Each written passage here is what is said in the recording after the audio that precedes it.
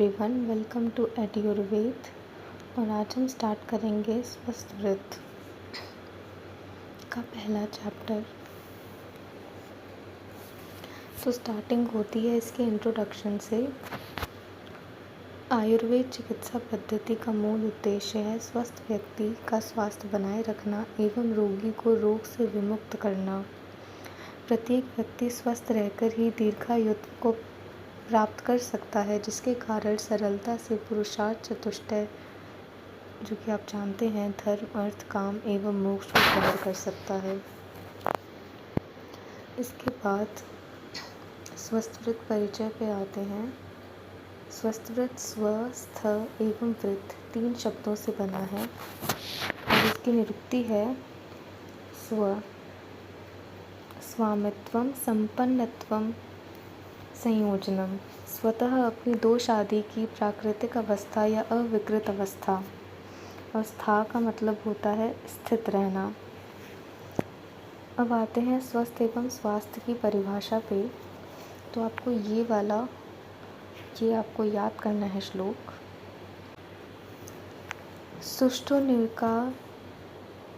सुष्ठु निर्विकारत्वे नावति तिष्ठति इति स्वस्थस्य भाव स्वास्थ्य। अर्थात विकार रहित स्थिति को स्वस्थ कहते हैं तथा व्यक्ति में स्वस्थ के भाव को स्वास्थ्य कहते हैं। इसके बाद आते हैं हम स्वस्थ व्रत की परिभाषा पे। इसमें आपको ये वाला श्लोक याद करेंगे तो सही रहेगा। स्वस्मिन् स्थाने स्वस्मिन् कर्मणि स्वसु रूपे स्थियते तद्व्रतम स्वस्थ व्रतम। जो वृत्ति अर्थात कर्म व्यक्ति के दोष, धातु, मल आदि को अपने प्राकृत स्थान पर प्राकृत रूप में रखें तथा उनके कर्मों का निष्पादन करते हुए स्वास्थ्य को बनाए रखें, उसे स्वस्थ व्रत कहते हैं। अब आगे आ जाइए आप स्वस्थ के लक्षण पर। ये तो आप फर्स्ट ईयर से पढ़ते आ रहे हैं। समदोष, समाग्निश्च, समधातु मल क्रिया, प्रसन्नात्मेन्द्रिय मना स्वस्थिति अभिधीयते। जो हमारे त्रिदोष होते हैं अर्थात वात, पित्त और कफ, इन त्रिदोषों की समता समस्त 13 अग्नियाँ अर्थात पंच महाभूताग्नि, रस, रक्त आदि सप्तात्वाग्नि और जाठराग्नि का समभाव में रहना तथा रस, रक्त आदि धातुओं और जो आपके मल होते हैं विड़, मूत्र और स्वेद आदि मलों का पोषण, धारण और निर्गमन क्रियाओं का समान होना एवं आत्मा, इंद्रिय और मन की प्रसन्नता जिसमें विद्यमान हो, उसे स्वस्थ कहा जाता है। आप आगे आ जाएं तो ये हमने चरक संहिता के सूत्र स्थान में पढ़ी है। स्वस्थ की परिभाषा ये वाली थी सुश्रुत के अनुसार। अब ये वाली है आचार्य चरक के अनुसार। सम्मास प्रमाणस्तु समसहननो नरः दृढ़ेन्द्रियो विकाराणाम न बलिनाभिभूयते। चुत पिपासा आतप सह शीत व्यायाम संसह संपक्ता समजर सम्मासचयो मतः। जिस पुरुष में मास का प्रमाण अंगों के अनुसार सम हो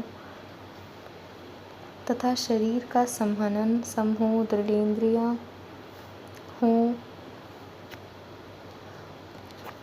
विकारों द्वारा अभिभूत न हो, जिस पुरुष की मांसपेशियों का गठन शरीर में उचित रूप से रहता है, वे भूख, प्यास, वेगों को सह लेते हैं। ऐसे पुरुष शीत एवं व्यायाम को भी सह लेते हैं। इन पुरुषों की अग्नि सम बनी रहती है तथा ऐसे पुरुषों द्वारा ग्रहण किए हुए आहार का भी पाक सम्यक रूप से होता है। इसमें एक इम्पॉर्टेंट क्वेश्चन आता है आपको इस लाइन का मतलब आरोग्य लिंगानी का मतलब पूछा जाता है। तो ये वाला श्लोक बहुत इम्पोर्टेंट है और इसे ध्यान में रखें। अन्नाभिलाषो भुक्तस्य परिपाकः सुखेन च स्टिष्ट विडमुथ वा तत्त्वं शरीरस्य तु लाघवं सुप्रसन्नेन्द्रियत्वं च सुख स्वप्न प्रबोधकं बलवर्णायुषालाभ सौमनस्य समाग्नता विद्यादारोग्य लिंगानि विपरीते विपर्यम। ये काश्यप के खिल स्थान का श्लोक है, जिसका मतलब है अन्न में रुचि, खाए हुए भोजन का सुखपूर्वक परिपाक हो जाना, मल मूत्र तथा वायु का सुखपूर्वक निष्कासन होना, शरीर की लघुता, इंद्रियों की प्रसन्नता, सुखपूर्वक निद्रा तथा जागरण, बल वर्ण तथा आयु की प्राप्ति, मन की प्रसन्नता तथा अग्नि की समता, ये आरोग्य के लक्षण जानने चाहिए। हाँ, ये आरोग्य के लक्षण, ये कीवर्ड है और आप इसे ध्यान रखेंगे। और अनारोग्य में इसके विपरीत लक्षण पाए जाते हैं। अब इसके आगे स्वस्थ वृत्त का महत्व, ये वाला तो श्लोक आप जानते ही हैं। धर्मार्थ काम मोक्षाणाम आरोग्यम मूलमुत्तमम् रोगस्तस्य अवतार श्रेयसो जीवितस्य च। मनुष्य जीवन के मूल उद्देश्य हैं धर्म, अर्थ, काम तथा मोक्ष को प्राप्त करना। इन चारों मूल उद्देश्यों को आयुर्वेदाचार्यों ने पुरुषार्थ कहा है। इन पुरुषार्थों की प्राप्ति के लिए आरोग्य को मूल बताया गया है। इसके बाद तो बस यही सब है। इसमें इम्पोर्टेंस दी हुई है स्वस्थ वृत्त की, कि आरोग्य को बनाए रखने और रोगों से मुक्त करने के लिए आयुर्वेद का अवतरण हुआ है। और प्रतिदिन यथोक्त दिनचर्या तथा रात्रिचर्या का विधिवत पालन नहीं करता है, वही रोग को प्राप्त करता है। पथ्यकर दिनचर्या तथा रात्रिचर्या का पालन करें और हितकर आहार विहार का सेवन करने वाला, सोच विचार कर तदनुसार कर्म करने वाला, ये सब प्राणियों में संतुष्ट रहने वाला, ये जो पुरुष होता है वह स्वस्थ कहलाता है। ये इंट्रोडक्टरी चैप्टर है और इसमें कुछ ऐसा आपको ध्यान रखने लायक है नहीं। तो आयुर्वेद में इतना ही आपको ध्यान रखना है कि आपको इसका जो परिभाषाएं हैं स्वस्थ वृत्त की, स्वस्थ स्वास्थ्य और स्वस्थ वृत्त की याद होनी चाहिए और स्वस्थ के लक्षण याद होने चाहिए, स्पेशली काश्यप का, क्योंकि आरोग्य के लक्षण के नाम से ये आता है। अब इसके बाद हम आते हैं हेल्थ पे। इसमें क्वेश्चन आता है define health according to WHO और एंड डायमेंशंस ऑफ हेल्थ। तो हेल्थ पे आते हैं। Health is multi dimensional.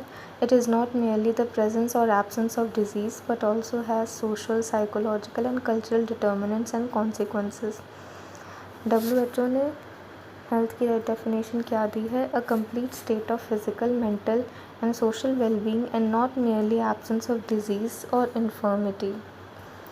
Dimensions of health: physical, mental, social, emotional, spiritual, environmental, vocational, etc. are the important dimensions of health. और physical dimension में क्या आ जाता है? Perfect functioning of body, every cell and every organ functioning at optimum capacity and perfect harmony with the rest of the body. अब इसके science देख लेते हैं। Good complexion, clear skin, bright eyes, lustrous hair, smooth, easy, coordinated bodily movements, all special senses are perfect, resting pulse rate, BP and exercise tolerance, ये सब सही होनी चाहिए। Evaluation of physical health इसका निमोनिक है ABCD, anthropometric measurements and self-questionnaires, biochemical and laboratory investigations, clinical examination, dietary and nutrition assessment. Mental health पे आ जाइए। Mental dimension is not mere absence of mental illness but ability to respond to varied experiences, a state of balance between the individual and surrounding world, a state of harmony between oneself and others. मतलब आप में और आपके surrounding world में जो balance होता है वही मेंटल हेल्थ है। A state of harmony, peace है आपको। कैरेक्टरिस्टिक्स क्या है? Free from internal conflicts, well adjusted, searches for identity, strong sense of self-esteem, knows himself, his needs, problems and goals, good self-control, coping with stress and anxiety. Social health पे आ जाइए। Social wellness refers to your ability to interact with people, respect yourself and others, develop meaningful relationships and develop quality communication skills. This allows you to establish a support system of family and friends. ये आपकी है social health. Spiritual health, something that transcends physiology and psychology, which includes integrity, principles, ethics, purpose of life, commitment to spiritual health. Methods to ensure good spiritual health: apply your values to your actions and decisions, make time to relax each day, accept the views of others, and make time for prayer or meditation. Emotional health, emotional wellness focuses on ensuring that you are all attentive to your feelings, thoughts, and behavior. This includes both positive and negative reactions. तो और ये emotional wellness क्यों ज़रूरी है ये भी देख लीजिए. Those working towards a path of emotional wellness will work to keep a positive attitude, learn to manage their condition, maintain a balance in life by setting their priorities, and remain aware of their thoughts and feelings. Occupational health क्या होती है? Occupational health is the ability to find peace between your leisure time and work time while managing stress from your relationships with co-workers effectively. Occupational क्या? Occupational health basically आपके relationship आपके coworkers से, आपके place of work पे. Methods to ensure good occupational health: feel as though you enjoy your work most days, which is difficult, but then you have to. Feel like you can talk openly with your employer and co-workers and have a manageable workload. Environmental health means living in harmony with the environment and taking action to protect this environment from harm. ये अब आ जाइए यहाँ पे operational definition of health.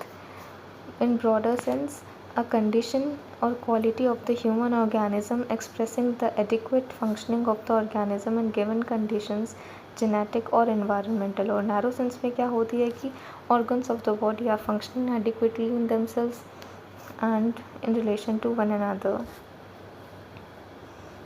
Concept of well-being. उसके पहले है definition of health promotion. Health promotion क्या है?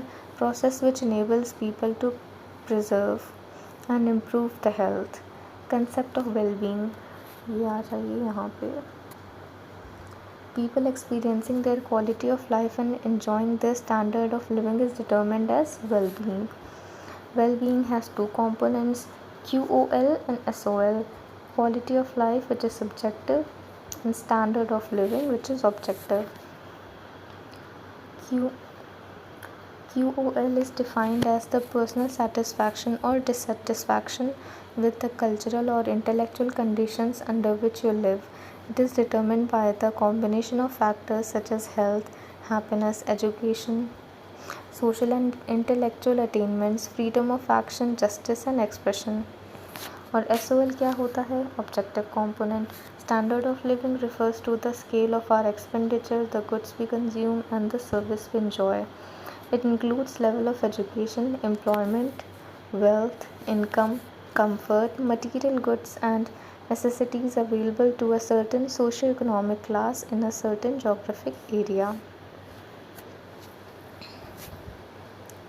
Concepts of prevention and control.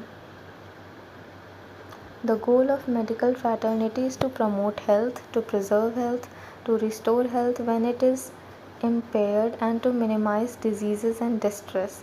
These goals are embodied in the word prevention.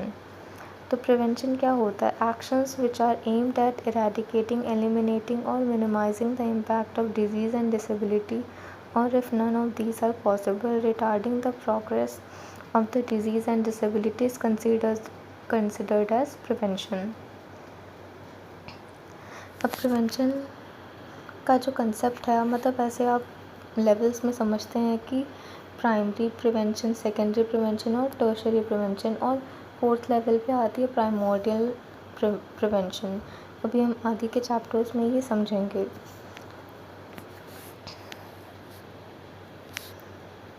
Determinants of prevention क्या हैं?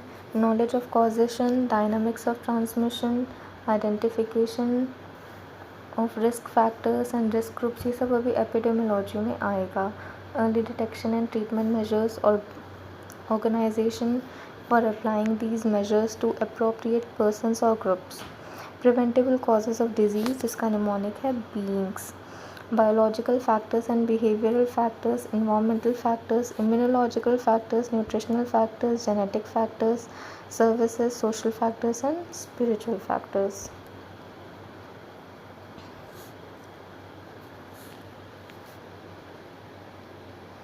अब आप यहाँ पे समझिए कि प्राइमोर्डियल प्रिवेंशन, एलिमिनेशन ऑफ और modification of risk factors of diseases by mass education and lifestyle modification. तो प्राइमोर्डियल प्रिवेंशन में क्या करते हैं, अवेयरनेस जनरेट करते हैं through mass education and lifestyle modification. Example के लिए discouraging children from adopting harmful lifestyle. Primary prevention में क्या करते हैं, it is aimed at preventing disease before it occurs, thereby reducing the incidence of disease. It is accomplished by measures of health promotion and specific protection. Secondary prevention, it includes early detection of disease in asymptomatic period. Asymptomatic period होता है कि जिसमें आपको disease के symptoms नहीं दिख रहे होते हैं. Detection of disease in symptomatic period, treating with appropriate remedy before it progresses. Tertiary prevention क्या होता है, attempts to reduce complications by treatment and rehabilitation which are carried out chiefly by the existing healthcare system, mainly considered with disability limitation. अब आगे आ जाइए ill health पे. illness, sickness, disease. illness क्या होती है, a subjective state where a person feels aware of not being well. Sickness होती है state of social dysfunction, while disease होती है disease. Diseasiness in body and mind is disease. It is majorly a physiological and psychological dysfunction. WHO defines three concepts which refer to distinct and important dimensions of human experience in the context of disease: impairment, disability, and handicap. Impairment refers to changes in individual's body, psychological, physiological, or anatomical structure or function. Disability refers about changes in what the individual can and cannot do. Handicap refers about changes in their relationship with physical and social environment. Epidemiological triad of disease, ये तो अभी खैर आगे आएगा ही आपके epidemiology में. इसमें ये ट्रायड होता है जिसमें एक जगह होता है एजेंट, होस्ट और environmental factors. Agent may be chemical, biological and physical. Factors may be genetic or acquired and influence susceptibility to disease. Environmental factors may be biological, social or physical and affect exposure and susceptibility. Spectrum of disease क्या है? It is a graphical representation of variation in the manifestation of disease. One end of spectrum of disease consists of subclinical cases और दूसरे end पे होती है fatal illness. Risk group और subclinical case, clinical case, impairment, disability and death are the level of spectrum of disease. यहाँ ख़त्म होता है पहला chapter and I'll see you in the next lesson. Thank you.